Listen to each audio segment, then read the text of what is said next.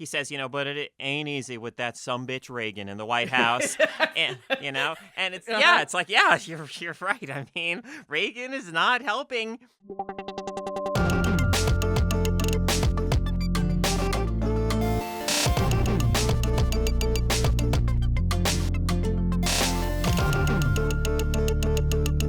Hey everybody, and welcome to another episode of Cinemaball. It's the movie-based contest that's a lot like the game Arnold Schwarzenegger is forced to play in The Running Man, only without the boss fight against Jesse Ventura. It's showtime. I'm Carolyn Petit, and I'm joined, as always, by my co-host and opponent, Ebony Aster. Hey, Ebony. Hey, how do you do, fellow co-host? This is episode 12, the fourth episode of the second round. Cinemaball is a ridiculous excuse for Ebony and I to talk about movies. In this round, I'm playing defense, trying to prevent Ebony from reaching her goal film, the 1985 teen power ballad in movie form, The Legend of Billie Jean. She was a fugitive to the police,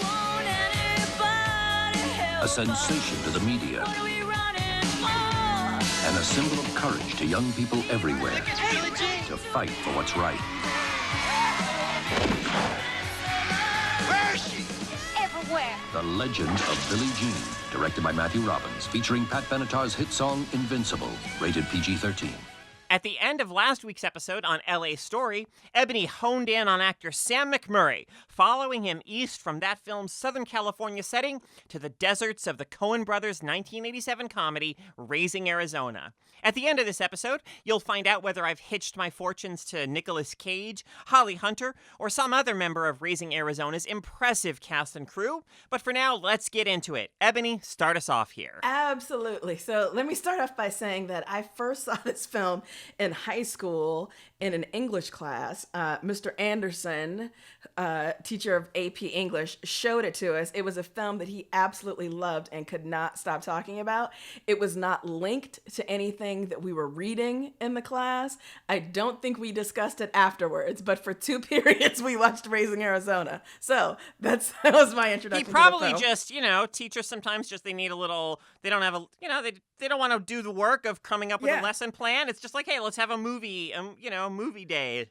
Oh yeah, we were absolutely here for it. And I remember, everybody in class loving it, and we felt so grown up because it felt like, it's not the sort of film that we were used to seeing at that age. And depending upon where you grew up and what kind of films you have access to, I grew up in a, pretty small, comparatively small town in Wyoming. It wasn't like we were getting a lot of independent films at that point. So it felt like, wow, this is the kind of shit that's out there. So, hey, it may have been an excuse for him just to, lean back in his chair and take a quick nap for 50 minutes a day.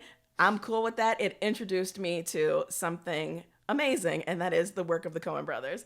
So yeah, Raising Arizona comes out in 1987. It is the second feature film from the Coen brothers after Blood Simple, and they deliberately wanted to do something with a bit of a lighter tone. Mm-hmm. After Blood Simple, the plot of Raising Arizona is pretty simple, with all kinds of callbacks to kind of iconic genre films like heist films and stuff like that. But it's essentially about like this feckless, recidivist, convenience store thief named H.I. McDonough who meets, woos, and then marries a cop named Ed, full name Ed Weena, in suburban Tempe, Arizona.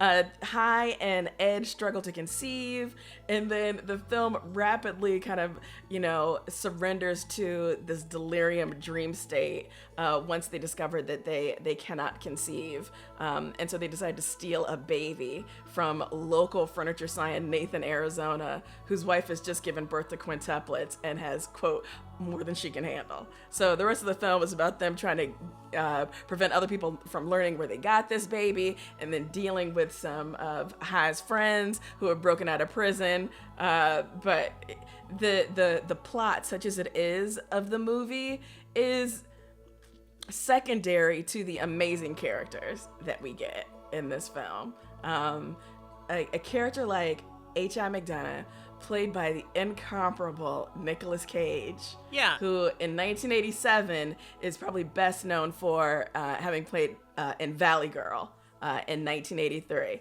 You know? Yeah, and I want to say, because a lot of folks today, I think Nicolas Cage now has a reputation, at least among a lot of people, of being kind of over the top, kind of bad or goofy actor. Yeah, and like a parody of himself. A parody of himself, yeah. So I think a lot of people, younger people who may watch this film may not know that there was a time, and this film is certainly, I think, still in that, or maybe even precedes that time, when Nicolas Cage was kind of considered legitimately like a great actor, Yeah. Certainly like leading up to like Leaving Las Vegas and stuff like that. And I definitely think that he's phenomenal in this film. But I also want to just mention real quick that as I was doing just a bit of research on this movie, like the Wikipedia page says, so there was some tension between Nicolas Cage and the Coens on set. It's according to, again, Wikipedia, take it for what it's worth. When Nicolas Cage arrived on set and at various points during production, Cage offered suggestions to the Coen brothers, which they ignored.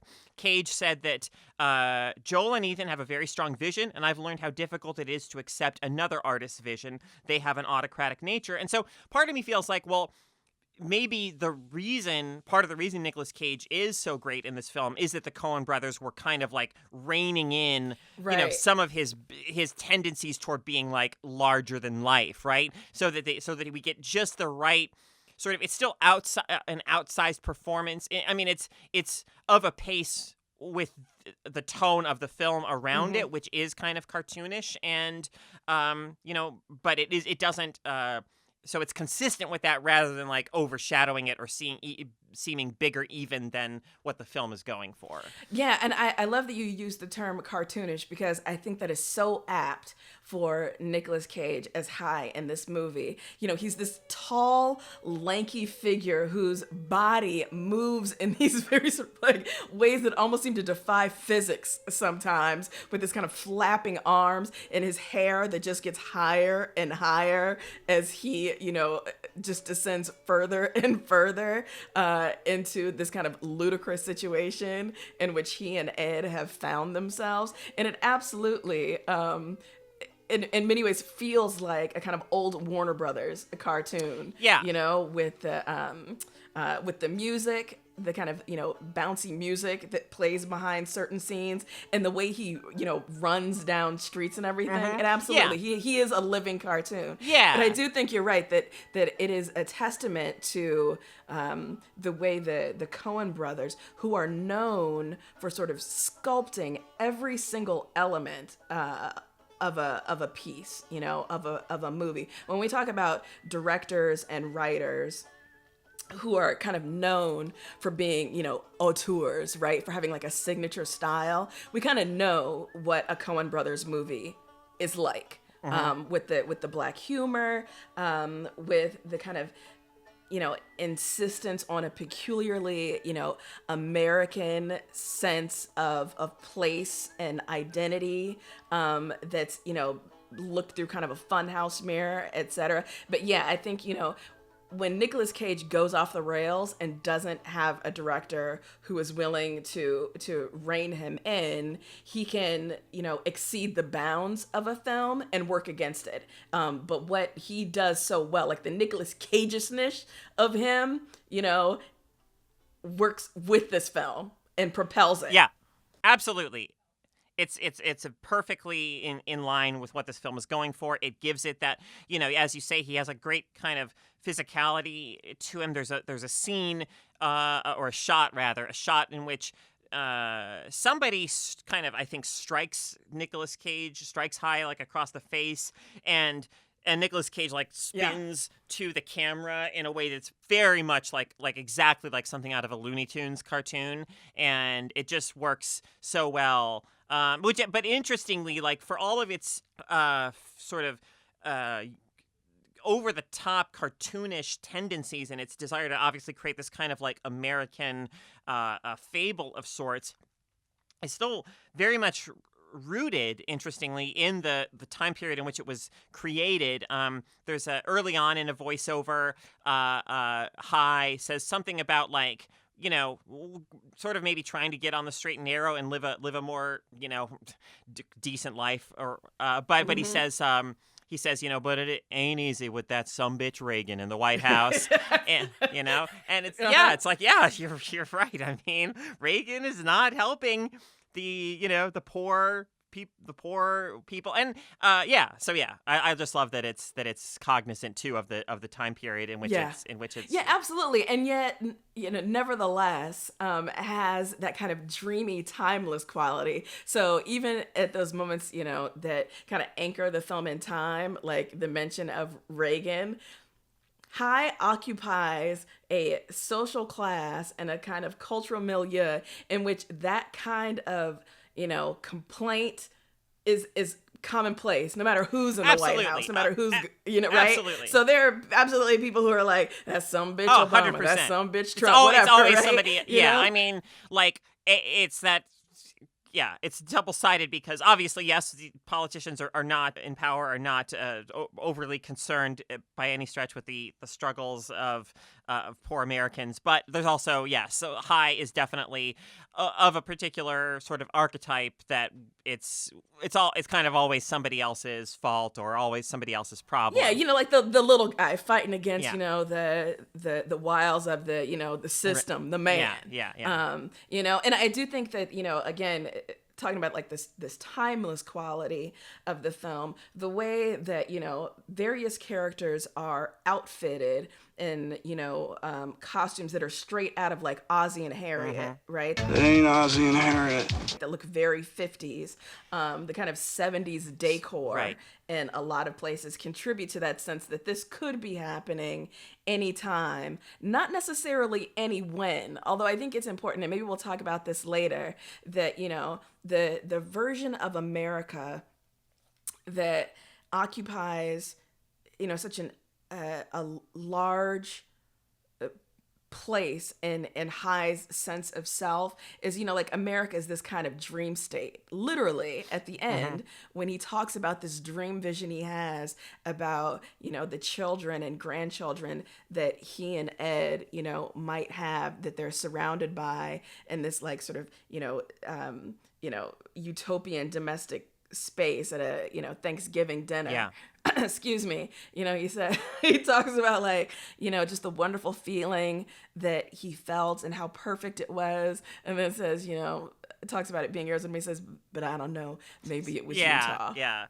To go back, I want to go back to your comment about the sort of Ozzie and Harriet style fashions. And I think in particular, like maybe the character who exemplifies that the most is played by Frances McDormand as the wife of High's sort of boss / obnoxious pal Glenn. So Frances McDormand, the High and Ed have just quote unquote had this baby, or at least they're trying to kind of convince folks that they just had this baby.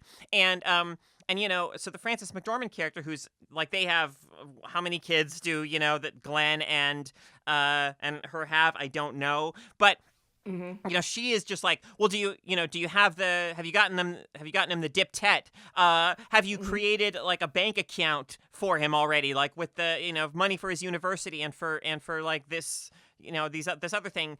And it's like, and I just feel so much kind of sympathy in a way for High in that moment as somebody who's like feels so out of sorts as an adult among other adults who seem to have everything. Like, there's just a way that things are done. They have it together, and like there's a way that things are done, and everybody should know it. And High doesn't know it, and if he doesn't know it, it's it's because he's a hopeless fuck up, and like, well, of course he's gonna just keep kind of robbing convenience stores or whatever, because he's not cut out for like for this life. Like, he's never been initiated into that world, and yet he's still sort of expected to just know all of these things and be on top of all of these things, right? Yeah. I mean, we see High, like we are introduced to this character, as he goes through several iterations of being fingerprinted and photographed prior to entering prison multiple times, right? Like, this is a man who has literally kind of grown up and grown into whatever version of adulthood he has, through crime. But like this kind of like low rent, just like Dollar General kind of robbery that he's not even particularly good at. And so there's this vision of him that he has of himself as this kind of like larger than life outlaw character that is completely at odds with the reality of who he is. And yet the film does grant him, a certain measure of largeness of spirit. He's very much like the kind of bard or prophet figure, right? He speaks in a, very kind of grandiose style, and he makes these kind of like grand romantic gestures that are, funny, but they're also, touching and believable. And so when Hi and Ed are talking, one of the many times she's fingerprinting him and she's crying and she reveals that her fiance has left her. Like, Hyde just, is like, you tell him that he's a son of a bitch and that I will come talk to him and whatever. And we love the kind of, like romantic hero that he is in that moment at the same time that he's being, comedy yanked off stage to go to prison. Exactly. And I hadn't thought of this before, but in the sense of the role that Hi serves as like both as the narrator of this story and the kind of distinctly sort of American take on the bard / prophet. I think we sort of see that again later in the Coen brothers filmography with like Sam Elliott in a sense as the narrator of The Big Lebowski, right? That is like imparting wisdom through this, or trying to kind of impart some wisdom through this this fable or this narrative that is being told. Yeah, and so obviously there are those classical antecedents for that, but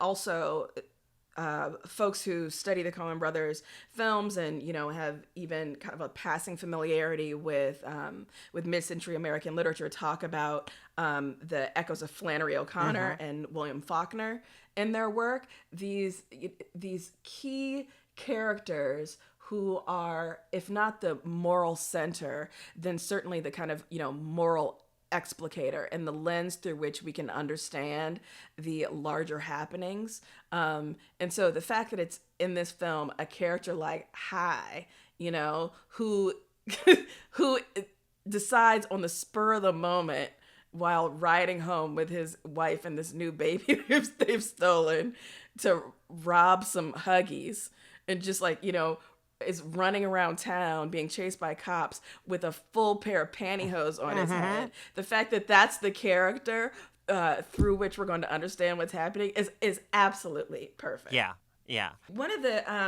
things that I also want to talk about, because, we've spent some time talking about Hi and his kind of inflated sense of self that the movie kind of, puts forward, but then also, undercuts really masterfully. But also just the other versions of men we get. This movie doesn't have a lot of patience for the kind of self-important and absurd masculinity as represented by anyone in this film. Some people are treated more gently than others, like Nathan Arizona at the end of the film, right? But when you think about like Glenn, played by Sam McMurray, the guy who, was our link to this film, and his kind of like, just gross virility, middle management, and then Gail and Avell Snow. It's like none of these are men that are worth a piece of anything. Right. Yeah, I mean, the John Goodman, character, he very much sort of tries to cajole and manipulate Hi through masculinity and through, these notions of who wears the pants in this family kind of thing, because whenever Ed, makes her very reasonable kind of requests, or, that these two, men who have just escaped from prison and are kind of obnoxious and are kind of, occupying the space as if they own it and as if they can just do with it as they will, that they kind of move along, what the response on their part is to appeal to High's like notions of being the man of the family, and like, oh, she's got you on a tight leash, doesn't she? Like that kind of garbage. Yeah. And early in the film, when High's still in prison with the Snows brothers, and they're in the group therapy session, and the therapist is saying, like, you guys, we really need to figure out what's preventing you from, doing the sorts of things that you need to do as an adult man. And yeah, his version of that is also pretty ludicrous and cliched. But, Gale's understanding of who he is so tied to this backwards version of like, kind of a manly man. He talks about how sometimes your career has to come before family. When the career he's talking about is being a robber, is being a thief, Yeah. And I think that the film, like at the end, near the end, when Ed and High are talking in the car, and it's sort of borne down upon them the absolute mess that's been created after they stole the baby, and High's allowing Gale and Evel to kind of steer him wrong once again. Ed is asking him about how he sees these things playing out, what he's going to do.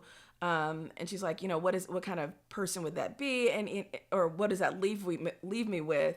And High says that leaves you, with a man for a husband. Yeah. And she says, that ain't no answer. Yeah. And it absolutely is true. That ain't no answer. Yeah. Yeah. There's also that interesting moment too, where Glenn, the source of what becomes the real source of conflict between Glenn and High is that Glenn sort of proposes that they do some wife swapping, that they're, we're swingers, man. I'm talking open marriage. I'm talking wife swapping.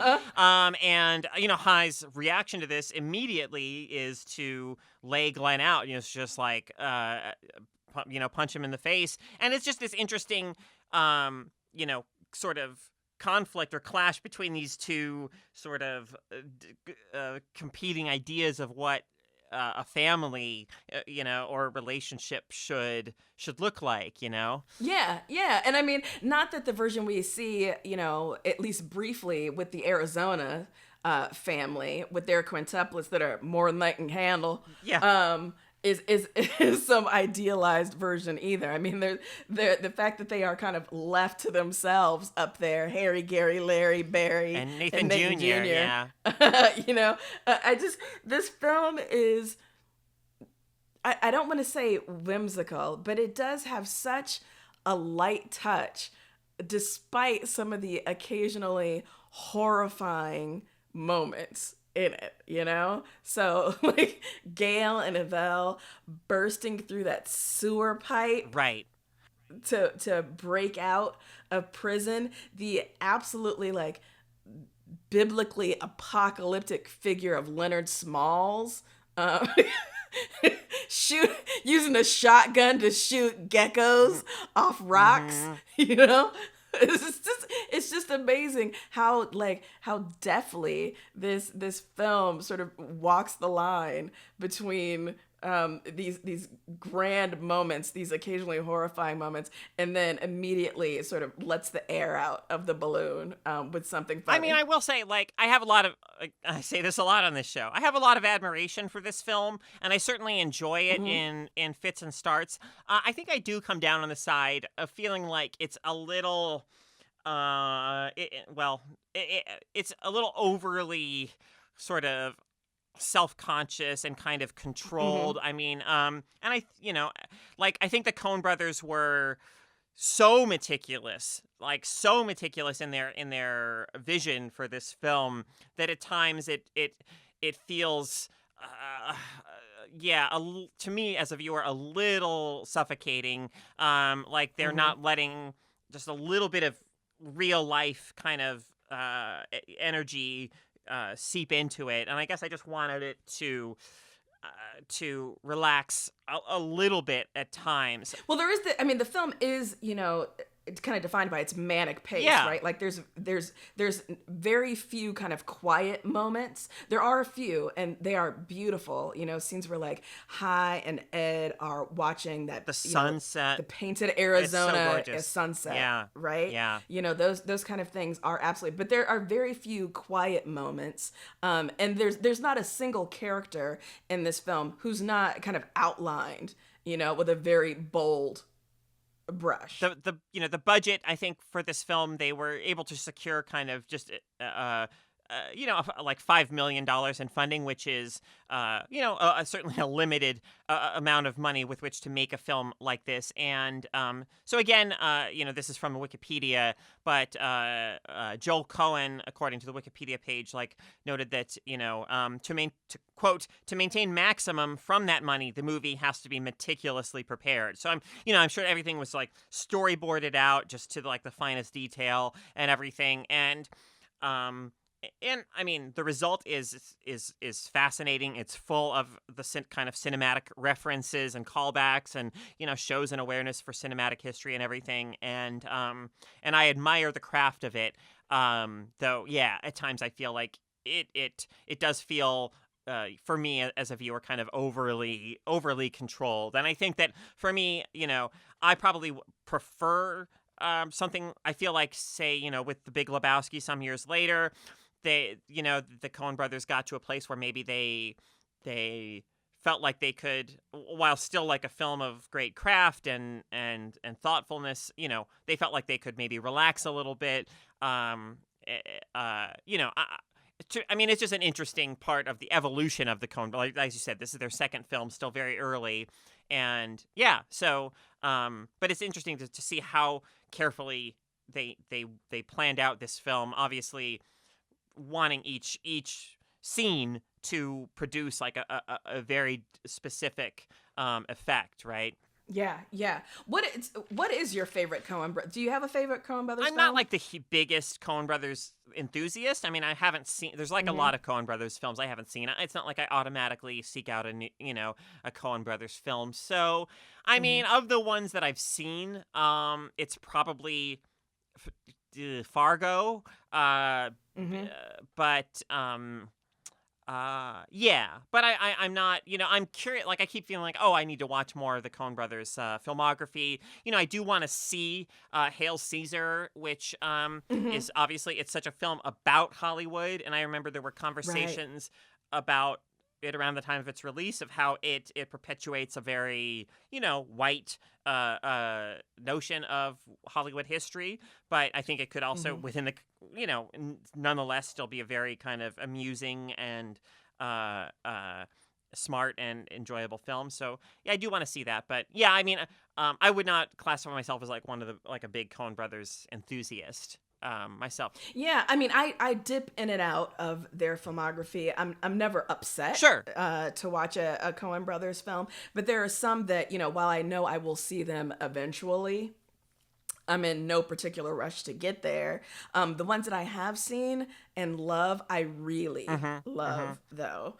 So yeah, Blood Simple, Fargo, as you say, Big Lebowski, definitely. But yeah, Raising Arizona, maybe because it was my first Coen Brothers film. And as I said, there was something so revelatory to me about this film. It's what is it, like 90 minutes long or something? I had no idea that there were films, and this tells you everything about the kind of blinkered existence I had as a youth, but I just had no idea that art like this was being produced, and that you could get it out there, that there was this sounds so corny, but I guess I just didn't realize as a, adolescent that there was a space for kind of weird art. Yeah. And that was so freeing to me. Yeah. Such that when I started working in high school in the public library, and one of the perks of working there was that you could, so this is back in the day when, they had video cassettes, you could rent as many videos as you wanted at a time, whereas like, the regular plebes, the civilians could only check out 2 at a time, and I think it cost like a couple of bucks to rent them. We got them for free. You could take as many as you wanted. It was absolutely the influence of works like the Coen brothers that influenced much of my future development in terms of media watching, because I suddenly was ravenous to find out what else was out there, just learning that it wasn't, all mainstream blockbusters, which, it's not like my parents hid this stuff from me, but as I said, I grew up in a place where I didn't have access to a lot of like art house films or independent films. Yeah. I was young enough yet that, although I spent a lot of time in libraries, reading whatever I could get my hands on, there was something about TV and movies that I just believed to my soul had to be fairly mainstream and conventional. And so seeing something like this kind of just blew my wig off. I can totally understand that. I think I had already been exposed to some kind of art cinema, before before I encountered Raising Arizona, but if it absolutely would have been revelatory for me as well. Like that totally could have happened. Yeah, and this is one of the reasons why I'm so excited for films like Sorry to Bother You. Yes. Excuse me. Because in its embrace of a specifically Black surrealist, kind of weird tone, I'm so excited for people today to have access to that same moment of revelation, but not be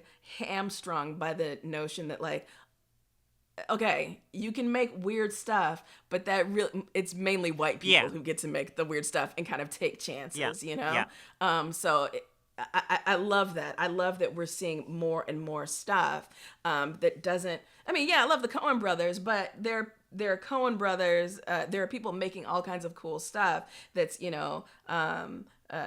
kind of left of center who aren't, middle-aged, white, privileged white guys from Minnesota. Absolutely. One thing that I think for me is particularly interesting about the kind of world that this film creates is the character of Leonard Smalls, and who constantly reminds me of Randall Flagg, the kind of the walking dude, the manifestation of evil from Stephen King's The Stand. So here we have Leonard Smalls, who the biker of the apocalypse or whatever. He rides down the road and leaves just a trail of flame from his bike, and these images are obviously they're somewhat comical in the context of this film, and yet there is almost like a part of me that wants a post-apocalyptic film in which Leonard Smalls is the kind of manifestation of evil, that takes that kind of seriously or at face value, right? He's just he seems to be in some ways to emerge from High's guilt about stealing Nathan Jr., right? And so it's as he's tossing and turning at night, then something wicked this way comes, right? Out of his own guilt and anxiety and everything is born this figure who is hunting him down, and it's just there's a great scene where Leonard Smalls stops at Nathan Arizona's, and they have this kind of tense conversation, and Leonard is like, I'm not a customer, I'm a manhunter, and it's and it's comical within this film because this film is comical, but there's also part of me that's wow, this dude is badass, and I want this guy, a figure like this in an actual kind of film where they are a threat, in a genuine way, right? I just think he's so iconic. Yeah, and Leonard Smalls, represents the one real source of menace in this film. No matter how badass Gail and Evel think they are, they are toddlers compared to Leonard Smalls. And in fact, when he, says, listen, you can either hire me to find this kid for you, or I'm going to find the kid anyway, and I'm going to sell it on the black market. Suddenly things start to feel a bit more real. It's not just this kind of zany hijink madcap adventure, that we're seeing. It's oh yeah, this is actually kind of horrifying. Yeah, Leonard Smalls, in some ways, is the way he is because he wasn't loved as a child, right? Right. And to go back to how the brothers are these toddler figures. Like when they break out of prison and they emerge from the earth, like they are just screaming constantly. Obviously, like the metaphor, it's almost like heavy-handed. Like, okay, we get it. They're sort of being born into the world, right?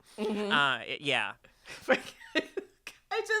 Leonard Smalls, just that kind of like elemental figure riding his bike everywhere, like literally into buildings, up walls, and into buildings. With his like fur boots, and the like wildly overgrown beard. Like he is like something from the earth. Like he's been conjured in a way like the film as a whole has been conjured. It's almost like a diorama. And, I love the way that the film's title works on that level. Yeah. Raising Arizona, like referencing the kind of calling forth or conjuring of the idea of Arizona and the West and America and these kind of American archetypes, right?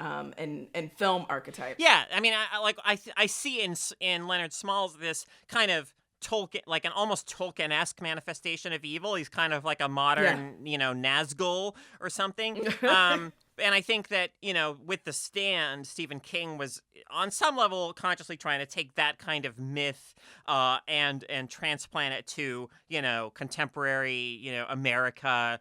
And so, I don't know, it sort of makes sense then that Leonard Smalls sort of, in a fun kind of playful way seems kind of linked to that same tradition of characters. Yeah, absolutely. Do you have anything else you want to say about this film before we head into our Fab and Furious 5, Ebony? No, I am ready to deliver my Fab 5. Okay, so we're going to wrap up our discussion of Raising Arizona with a round of Fab 5 in which we run down 5 moments or details about the movie that we loved or hated. Ebony, what you got? All right, so the things that I loved, we're gonna evenly split between very small things and kind of larger thematic things. So number 1, I loved the mirroring of the 2 shots that we get when High is he's sort of overwhelmed by the number of babies and kind of juggling babies when he's first kind of trying to steal Nathan Jr. and one is getting away from him under the crib and he kind of has to reach down and pull it back by its leg. And then that's mirrored when he is under the truck trying to get away from Leonard Smalls and is doing his own kind of baby crawl. I love that mirroring. I loved that the factory that or the plant that High works in, the people wear patches that say Hudsucker Industries. Oh, I didn't. I totally love that shout out to Hudsucker Proxy. Although this film preceded Hudsucker Proxy, so they would have been establishing, like they probably had an idea for something called the Hudsucker Corporation, but hadn't brought it into realization yet. So it's like a pre-shout out to Hudsucker Proxy. Yeah. Again, I loved the way that this film reminded me of some of the best Flannery O'Connor short stories, and the just effortless way the dialogue emerges from some of these people in ways that are both affected and nevertheless intensely real. So if anything, this is a shout out to people to go read some Flannery O'Connor. Do yourself a favor. Number 4, the scene where High is in prison listening to his cellmate talk about what they ate when he was a kid. When we had no meat, we ate fowl. When we had no fowl, we ate fish. When we had no fish, we ate crawdad. And just High's like growing irritation and frustration. Absolutely just amazing. And then just that line that we mentioned before where during that conversation in the car, High and Ed are talking and Ed says, "Where does that leave us?" And High says, "It leaves you with a man for a husband." And she says, "That ain't no answer." I just love it. Yeah. Cool. So all right, my 5, let's see. For one, one of my 5 is the book. I forget the exact title, but it's a Dr. Spock book about like how to raise a baby. That it is sort of carried through. When they steal Nathan Jr., Hi and Ed take the book with them as a kind of totem, I think, of their genuine desire to be like good parents. And then later when the brothers take Nathan Jr., they also take the book with them, and so the book becomes, and by the end of the film, the book is this like burnt, tattered, thing, and yet it is definitely still, it's this, just this like, it serves as kind of talisman of people's desires for all of their own flaws and failures, in themselves that they've had in their lives up to this point. Like there is some part of them that desires to be like a genuinely good kind of parent to Nathan Jr. I love the late title card. The title card in this film comes about 11 minutes in, such that like a whole span of years is covered in the heavily narrated 10-minute or so kind of prologue to the film, where Hi is like in prison and speaks to the parole board, and then he's out of prison and he's back in prison again, and it seemed to me in some way that the film is able to allow that time to flow by so quickly, in part because Hi doesn't really care about anything yet. He doesn't really care about himself or his own life, and there's like a line during that prologue where when he's back in prison for like the 3rd time or something, where he's like missing Ed, and he says something like, and then I began to feel the pain of imprisonment. And it's like, because up until that point, like there was nothing on the outside world really that he cared about, that he wanted. Yeah. And now suddenly there is, and that's when time starts to kind of actually have weight for him, right? I love just the space that Hi occupies as a character who is such a goofball fuck up, but is also like very in his own way very like thoughtful and well spoken, right? Like he says to Ed at one point when he's like, I think about to maybe go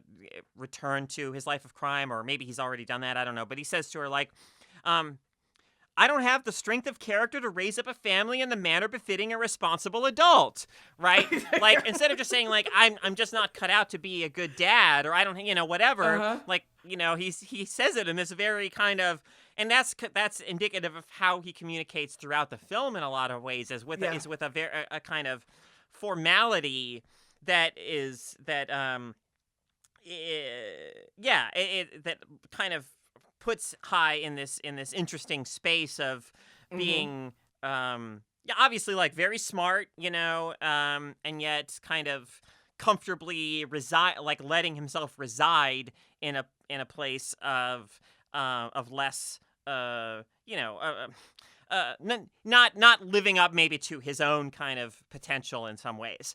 And I already talked, about just Leonard Smalls as a character. Definitely one of the highlights of this film for me. All the imagery surrounding Leonard Smalls, and the performance, I think, is just so captivating in those, moments like when he's speaking to Nathan, Arizona.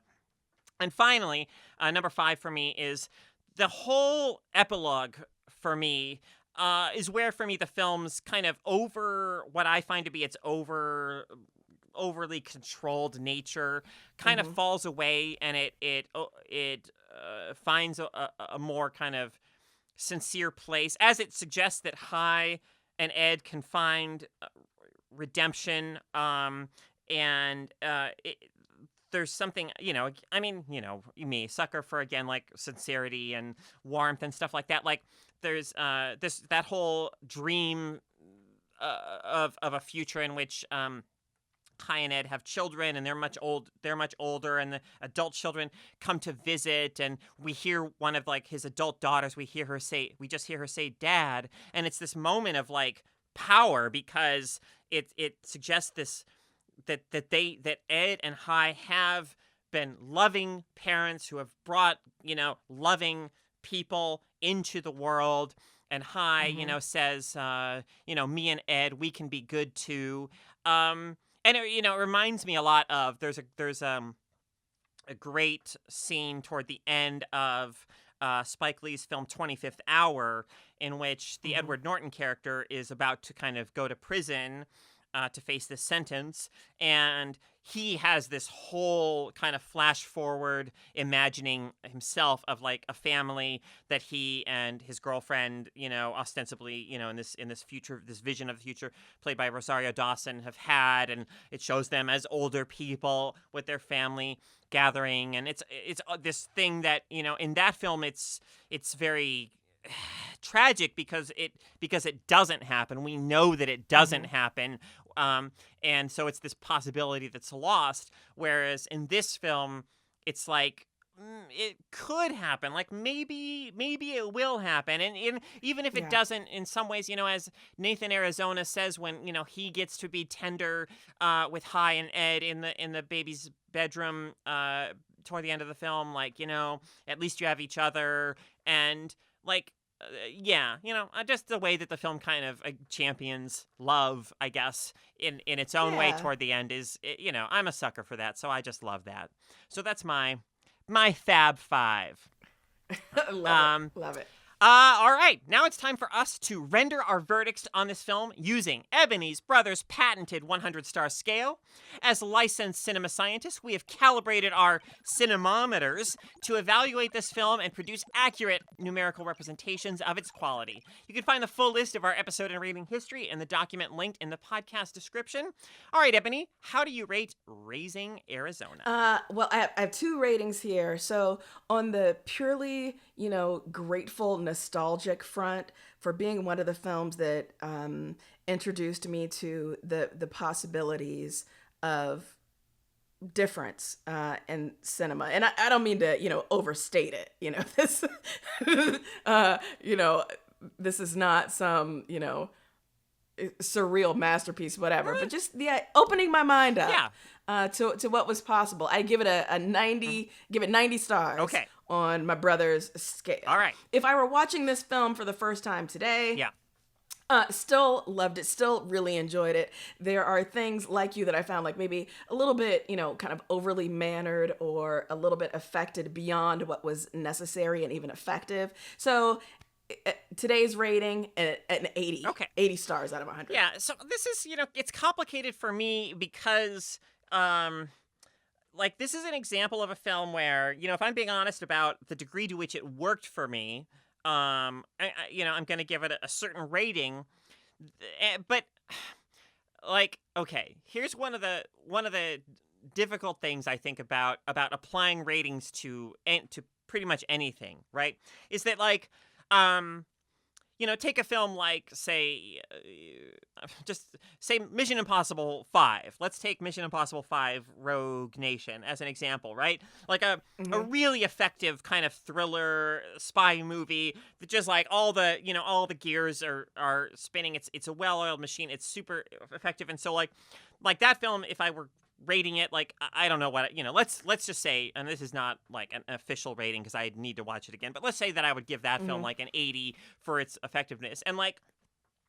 And I'm going to give Raising Arizona a lower rating than that because it doesn't succeed for me to that degree. And yet, I would never say that Raising Arizona is like a less important film. I'd say it's definitely a more important film. If a person were to come to me and ask, well, if I can only watch one of these two films, and then I never get to see the other one, which one should I watch? Well, I'd absolutely say Raising Arizona because it's so much more cinematically interesting. It's it's more likely to broaden your horizons, give you so much to think about, it's going to stay with you. And yet, but I have to somehow acknowledge within the rating that it doesn't fully, as much as I may admire it, it doesn't fully succeed for me on its own terms. So I'm giving it, with all those caveats, and I hope that that's clear to people, I'm giving it a 65 out of 100. I'm going to, get on the phone with my brother after this and walk him through, some of these issues that you've raised. And see these are not... If he's thought about this and maybe has some adjustments we can make to the system. Maybe. That would be great. But I really feel like these are issues that are that critics in all fields face. Certainly when in my work as a game critic, when I had to assign a numerical score to like 1 or 2 games a week, right? And it's like, and certainly like in gaming spaces, there's more of an expectation, I think, that, oh, well, if the game just works well, if it plays well, etc., then like it's good. You give it like at least an 8. And if it's kind of busted in the controls or this or that, like you give it a 6 or lower, etc. Where there's so many other things that go into our experience of a game, a film, TV series, etc., whatever. And so like there are probably games that I gave like a 6.5 to that I find way more interesting, kind of challenging to conventions and thought-provoking or whatever than games that I gave like 8s to because they like check off the boxes and they do what they set out to do fairly well, but what they set out to do may not be like that noteworthy or interesting. These are just to me the fascinating issues that surround like assigning any art / media a numerical score. Yeah. Wow. Caro dropping the bomb in episode 12 that our whole like fundamental rating system offers, these tracks to the unwary listener. Wow. Yeah. Wow. Yeah. Caro. Yeah. All right. Well, having done that, having completely blown the roof off things, and as we bid Ed and I a fond farewell, it's time for you, Caro. It's time for you to tell us where the Starship Cinemaball is headed next. All right. Well, Ebony, I have to say, this was my choices here. It was full of various temptations. So many delectable cinematic morsels.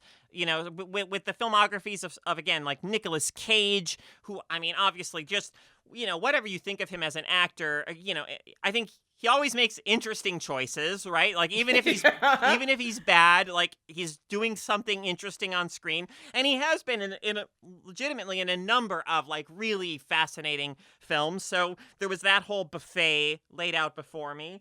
The Coen brothers, of course, I could have linked to so many films in their filmography that I have seen that I haven't seen. It was a really tough choice for me.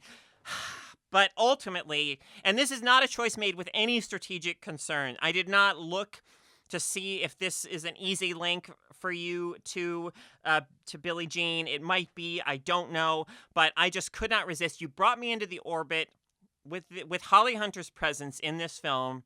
You brought me into the orbit of a film that I'm just powerless, utterly powerless to resist. Oh, I know what we're getting. And I really want to talk about it with you. It's a film that really is about ethics in journalism. We are going to talk about the romantic comedy drama Broadcast News. I am so excited to talk about this with you. Broadcast News, 1987. Yeah, 1987. Raising Arizona, 1987. Yeah. Holly Hunter. Just amazing. What a year for Holly Hunter, huh? Absolutely. Oh my God. I can't wait for this. Yeah. Excellent choice. Thank you. All right, so that's going to do it for us this week, folks. Thanks so much to Simplecast, which hosts both this podcast and our flagship show, Feminist Frequency Radio, which y'all should definitely be listening to. Thanks also to our amazing producer, Sarah Nairalez. And hey, thank you for listening.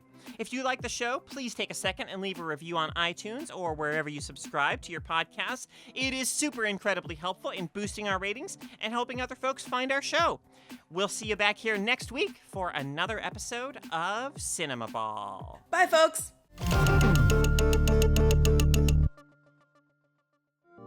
Let's check the scoreboard. Carolyn 3, Ebony 0. Hey, Cinemaballers! If you've been enjoying this weekly dose of movie mania with me and Ebony, you should check out our big sister podcast, Feminist Frequency Radio. Every Wednesday, join Anita, Ebony, and me as we unleash our irreverent and only occasionally educational feminist opinions on the hot pop culture news of the day and the media we think you should be paying attention to. You can find Feminist Frequency Radio wherever you listen to your favorite podcasts. And hey, if you like what you hear, sign up at d.rip/femfreak to get early access to each episode, hilarious bonus content, and exclusive backer rewards. Tune in and find out what everyone is freaking out about.